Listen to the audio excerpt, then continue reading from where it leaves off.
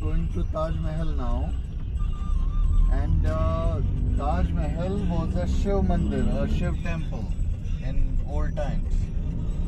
Then when Islamic kings they came to India, they converted one of the king. He really liked the building of Taj Mahal, so he destroyed Shiva temple from there, and he created his graveyard in there. But as you know that no human can manipulate the energy. You can change the building, but you can't change the energy. So the energy is still there. That power of Shiva is still there. Now, to my translator, please translate.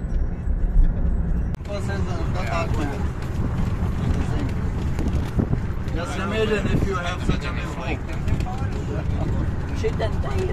Tāpat kā visās citās pasaules brīnumvietās, arī šeit ir pārbaude.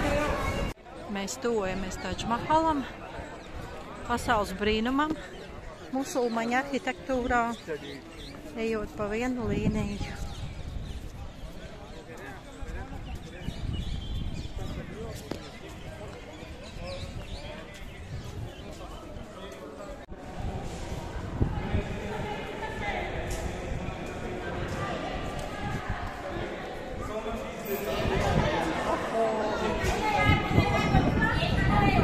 Bez tirgus jau nekā nevar, bet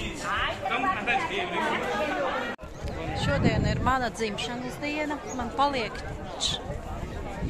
57 gadi, un es esmu iekūlusies Indijā Taj Mahalā.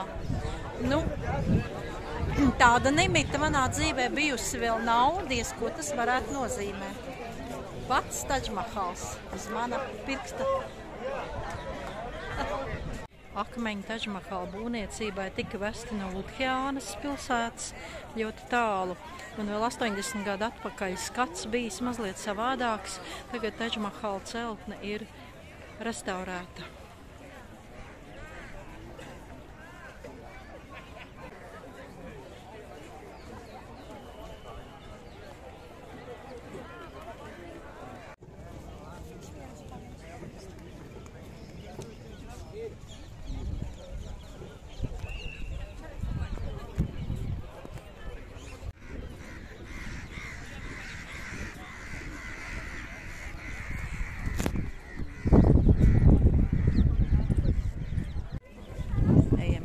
Taj Mahalā.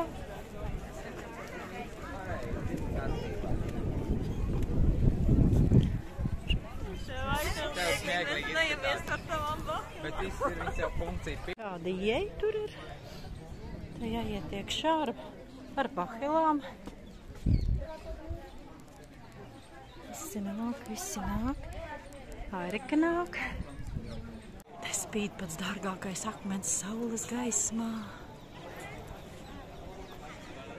Lūk, arhitektūras brīnums.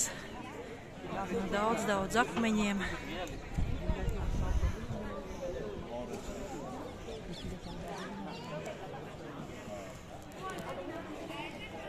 Tā ir ieeja mauzolejā.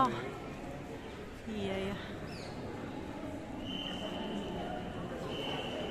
कोई नहीं खींच ले वो देखना मत खींच ले यार आज तो मौका Es bijusi. Jā, nē, janvāri. Tā filmēt nedrīkst, bet tomēr pāris šite viņi neredz. Tūliņ aiz tempļa ir Jamūnas upe. Arī viena no svētajām upēm Indijā. Tempļa izēja. Mums skolotājs teica, ka kādreiz pirms Mogulu musulmaņu iebrukuma Indijā Taj Mahals vietā ir bijis sens Šivas templis, kurš ticis iznīcināts un nograuts, un tā vietā uzcelts lūk šis te arhitektūras brīnums Taj Mahals. Tāpēc, kad kāds apmeklē Taj Mahalu, vienmēr ir svarīgi sajust cauri Šivas enerģiju. Bet šīs enerģija ir arī mīlestības enerģija. Nu, stāstu jau visi zina par apglabāto mīļotos vienu no 10 vai cik sievām Mumtāzu, kura ir karalim piedzemdējis 10 bērnus. Un, iekšā var redzēt divus kapus.